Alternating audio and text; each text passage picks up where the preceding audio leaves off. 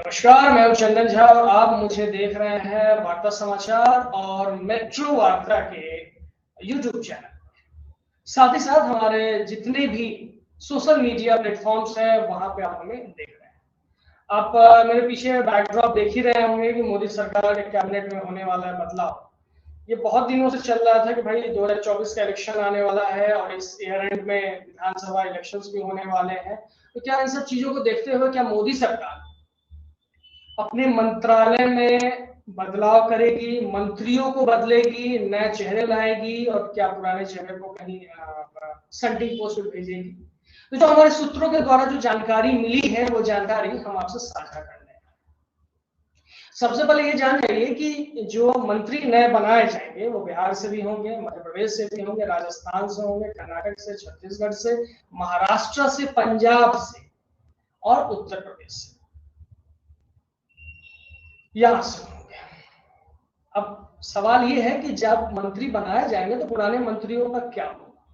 उन पुराने मंत्री जो है, जो बड़े ओहदेदार हैं, उन्हें संगठन में दिया जाएगा, संगठन में भेजा जाएगा बड़े पद के साथ, बड़े रिस्पॉन्सिबिलिटी के साथ, क्योंकि वो मंत्रालय से ज्यादा बेहतर कार्य संगठन में कर सकते हैं, ऐसा मोदी सरकार का मानना है। संघ का और मोदी जी के साथ जो सेकंड इन कमान है अमित शाह, उनका ऐसा ही मानना है। तो पहले हम संगठन की बात करते हैं कि संगठन में अगर बदलाव होता है तो किस किस लेवल पे और कैसे कैसे। लगभग जो मेरे पास डेटा आया है, जो सूत्रों के द्वारा जो खबर आई है, लगभग 12 से 14 लोग जो है संगठन में नए आएंगे। वो किस तरीके से आएंगे मैं आपको बता देता हूँ। लगभग तीन नए चेहरे जो होंगे उन्हें जनरल सेक्रेटरी बनाया जाएगा, 4 चेहरों को सेक्रेटरी बनाया जाएगा, 3 लोगों को ज्वाइंट सेक्रेटरी और कुछ लोग वाइस प्रेसिडेंट भी होंगे। तो बीजेपी कुल मिलाकर के अपना जो चेंजेस सिर्फ मुद्दों को लेकर के ही नहीं, हर स्तर पे करना चाह रही है और कभी यह दिख भी रहा है। इलेक्शन जीतने के लिए हर पार्टी को साम दाम दंड भेद लगाना पड़ता है, तब वो सत्ता में आती है और कहते यही है कि भाई अपन तो जनता की सेवा के लिए आए। खैर, अब हम बीजेपी की बात कर रहे थे। संगठन में 12 से 14 लोग जो आएंगे, क्या क्या होगा एक बार मैं फिर से आपको बता दूं। 3 जनरल सेक्रेटरी बनाए जाएंगे, 4 सेक्रेटरी बनाए जाएंगे, 3 ज्वाइंट सेक्रेटरी और कुछ वाइस प्रेसिडेंट भी बनाए जाएंगे। और ये जो होंगे वो बड़े लीडर्स होंगे, बड़े फेसेस होंगे, अपने अपने क्षेत्र के महारथी लोग होंगे और अपने जो इनका एरिया है, जहाँ इनका लोकसभा क्षेत्र होगा या फिर जहाँ इनका कार्यस्थल है, वहां पे ये काफी सिद्ध और प्रसिद्ध होंगे। अब क्या बीजेपी में या यूं कह लीजिए एनडीए में पुराने साथी जुड़ेंगे? बिल्कुल जुड़ने वाले हैं, पुराने साथी जुड़ेंगे। पंजाब से अकाली दल को जोड़ने की अकाली दल वापस से एनडीए में आने वाली है और पंजाब से भी एक मंत्री बनेंगे जो स्वयं पूर्व में मंत्री भी थी, हरसिमरत कौर, ऐसा सूत्रों के द्वारा कहा गया। हरसिमरत कौर भी एनडीए के खाते से मंत्री बन गए। अब वर्तमान मंत्रियों को संगठन में भेजा जाएगा, लेकिन सवाल है कि क्यों भेजा जाएगा, आखिर रीजन क्या है उनका भेजने का। भाई संगठन में हम क्यों भेजें? मंत्रालय से मंत्रियों को हटा करके नए लोगों को डाल करके और उन मंत्रियों को हम संगठन में भेज देते हैं, क्यों?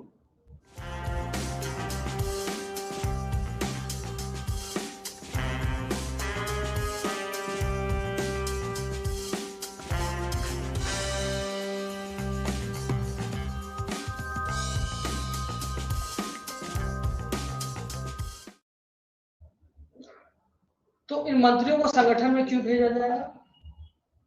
तो ऐसा मानना है संघ का कि मोदी का और सेकंड इन कमान जो है मोदी सरकार के अमित शाह का, कि इनका जो परफॉर्मेंस होगा और उपयोगिता होगी संगठन में ज्यादा बेहतर तरीके से की जा सकती है। इसका रिजल्ट हमें 2024 के इलेक्शन में और जो विधानसभा इलेक्शन होने वाले हैं उसमें देखने को मिलेगा। अब ये सारी चीजें कब तय? सीधी सी बात है, ये अभी से बातचीत नहीं हो रही होगी, काफी दिनों तक बैठ के चली। बीएल संतोष, जेपी नड्डा और अमित शाह लगातार और निरंतर मीटिंग्स करते रहे, डेटा को फिल्टर करते रहे कि क्या कमी है, कैसे सुधार किया जा सकता है। और हाल फिलहाल में आपने सुना ही होगा, 2-4 दिन पहले पीएम मोदी के साथ सारे नेताओं की बैठक हुई। बैठक में निर्णय हुआ कि भाई कुछ मंत्रियों को बाहर का रास्ता दिखलाया जाए और बाहर से उन्हें संगठन में भेजा जाए, और बाहर के लोगों को जो घटक दल हैं और जहां से हमारी स्थिति थोड़ी बेहतर नहीं दिख रही है, वहां से लोगों को मंत्री बनाया जाए। तो शायद उसे मुहर लग गया है और जुलाई आज डे 1 है और फर्स्ट वीक में ही शायद अनाउंस हो जाए। संडे, मंडे, ट्यूसडे कभी भी ये अनाउंसमेंट हो सकती है। लगभग 4 से 5 बैठक हुई थी बीएल संतोष और जेपी नड्डा और अमित शाह की। उसके बाद ये लोग प्रधानमंत्री नरेंद्र मोदी से मिलते हैं, अपनी सारी बातों को रखते हैं, सारे डेटा को दिखाते हैं, डेटा के साथ एक फ्रेजाइल रिजल्ट निकलाते हैं कि ऐसा हो सकता है। और शायद इस पर मोदी जी एग्री भी करते हैं और इसी का रिजल्ट है जो आबो हवा में चल रही है, जो खबरों में चल रही है कि भाई जो मंत्रालय है, मंत्री है, जो कैबिनेट है, कैबिनेट को रीसफल किया जाएगा। और रीसफल करने का एक ये रीजन है। अब क्या है, 2024 का इलेक्शन है। 2024 के इलेक्शन से पहले संगठन को रिवाइव करना है। संगठन को रिवाइव करना क्यों जरूरी हो गया भाई? क्योंकि अभी हाल फिलहाल में ही भारतीय जनता पार्टी ने कांग्रेस का कर्नाटक स्टेट को लूज किया है। उससे पहले हिमाचल, उससे पहले दिल्ली और 2021 में वेस्ट बंगाल लूज किया था। और अभी इस साल के अंत में 3 राज्यों में चुनाव होने वाले हैं, मध्य प्रदेश, राजस्थान और छत्तीसगढ़। और वो गलती यहाँ भाजपा दोहराना नहीं चाहती है। राजस्थान में पब्लिक को और बीजेपी के जो कुछ नेताओं को ये लग रहा है कि कांग्रेस की जो अंदरूनी लड़ाई है उससे उन्हें फायदा होगा, तो शायद वो गलत है यहाँ पे। क्योंकि लड़ाई तो कभी भी रुक सकती है, मनमुटाव कभी भी खत्म हो सकता है। जब मनमुटाव खत्म होगा तो सीधी सी बात है, मनमुटाव खत्म होने के बाद स्थिति कांग्रेस की बेहतर दिखेगी। अब बात राजस्थान की करेंगे, मध्य प्रदेश की और छत्तीसगढ़ की।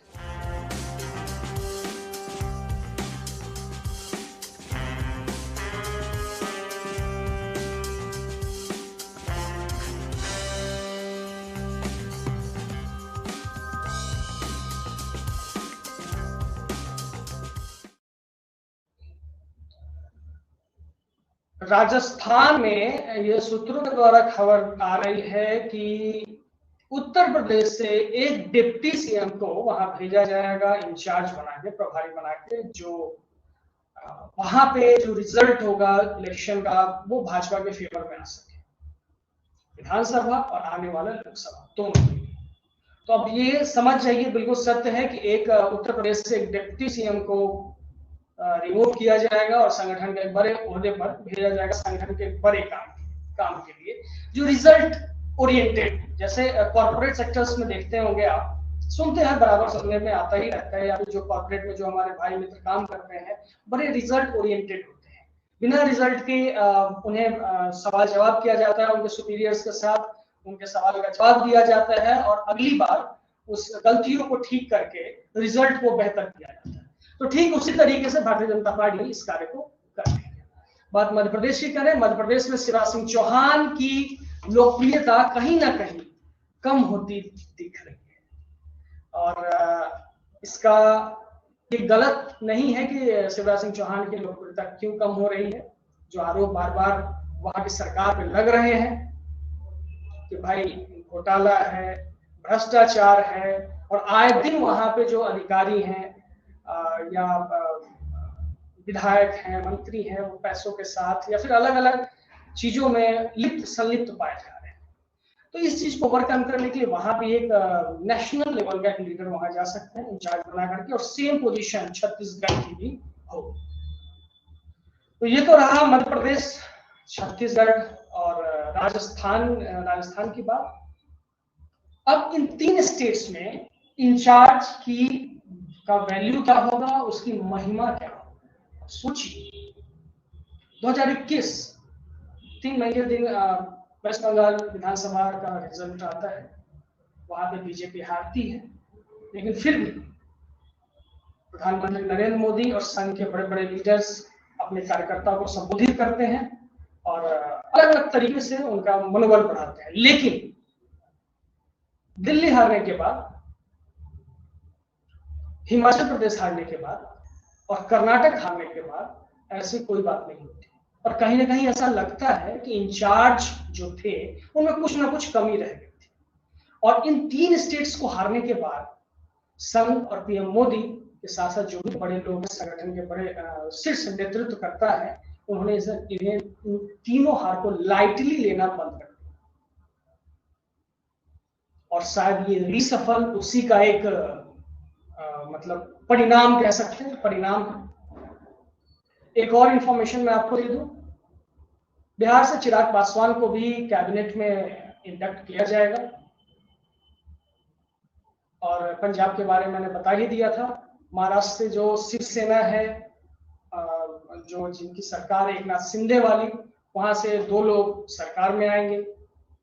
एक चीज समझिए कि बीजेपी किस तरीके से, मुद्दे तो हैं ही इनके पास, मुद्दे काफी सारे हैं और बड़े एक्टिव मुद्दे हैं जैसे यूसीसी हो, राम मंदिर हो, 370 हो, भ्रष्टाचार को कम करने की बातें हो, विकास की बातें हो। उनके साथ साथ इलेक्शन जीतने के लिए संगठन को कितना मजबूत किया जाए उस पर भी काम कर रहे हैं। और जिस राजनीतिक दल के पास बेहतर संगठन नहीं है, अच्छे संगठन नहीं है और कैडर कार्यकर्ता नहीं है, वो राजनीतिक दल बहुत लंबे समय तक मैदान में नहीं चल सकता है, ना ही दौड़ सकता है। और इस चीज को भारतीय जनता पार्टी अच्छे से जानती है। सीधी सी बात है कि जो भी हार हुआ, हारने के बाद वहां पे जो इश्यूज थी, आखिर स्टेट्स में जो इश्यू हुई, क्यों हुई, क्या गुटबंदी थी, गुटबाजी थी, क्या कमजोरी थी, उस कमजोरी को समझ करके समस्याओं को फिल्टर करने के बाद एक चीज बाहर निकल के आई भाजपा के शीर्ष नेतृत्वकर्ताओं को कि भाई जो बीजेपी के वोटर्स भी हैं वो महंगाई से त्रस्त है। और महंगाई सिर्फ और सिर्फ 2 चीज उनके वोटर्स ऐसा बोल रहे हैं कि भाई अगर आप 2 चीजों की महंगाइयों को कंट्रोल कर लेते हैं तो हम दूसरी की तरफ मुंह उठा कर भी नहीं देखेंगे। ये डेटा उनके पास है, अलग अलग सोर्स से संघ और संगठन बीजेपी ने ये डेटा कलेक्ट किया है और डेटा में एक चीज खास निकल करके आया है कि भाई पेट्रोल, डीजल और गैस सिलेंडर का रेट अगर प्रधानमंत्री नरेंद्र मोदी कम कर देते हैं तो 2024 जीतना इनके लिए काफी आसान हो जाएगा। साथ ही साथ ये जो 3 विधानसभा इलेक्शंस होने वाले हैं वहां भी चुनाव जीतने के आसार बढ़ जाएगा। जो चुनाव जीतेगी बीजेपी तो सीधी सी बात है, विधानसभा जीतने के बाद राज्यसभा में भी इनके नंबर्स बढ़ जाएंगे और 2024 में भी इनका रिजल्ट अच्छा होगा। बात करें उत्तर प्रदेश की, उत्तर प्रदेश से आखिर 4 चेहरों को क्यों मंत्री बनाया जा रहा है?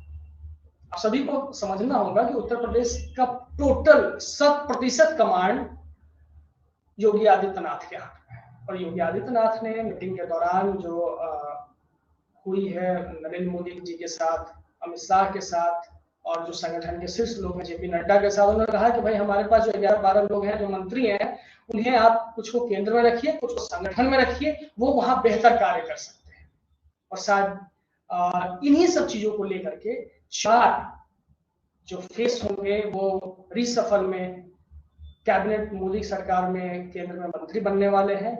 और आपको बता ही दिया, राजस्थान में एक डेप्यूटी सीएम जो उत्तर प्रदेश के हैं वो जाके वहां इंचार्ज बनने वाले हैं, संगठन का शीर्ष कार्य करेंगे वहां पे चुनाव जीतने को लेकर के। और जो अमित शाह है बिल्कुल कॉन्फिडेंट है इनके अनुभवों को लेकर के कि नहीं, अगर ये लोग जाते हैं, संगठन में जाते हैं, संगठन के लिए कार्य करते हैं तो चुनाव जीतना हमारा आसान हो जाएगा। क्योंकि कर्नाटक हो, हिमाचल हो, दिल्ली हो या फिर वेस्ट बंगाल हो, वहां के हार से भारतीय जनता पार्टी ने सबक लिया है और जो पब्लिक का फीडबैक है उस फीडबैक को भी शायद आने वाले वक्त में ओवरकम कर लिया जाएगा, जो महंगाई बड़ा इशू।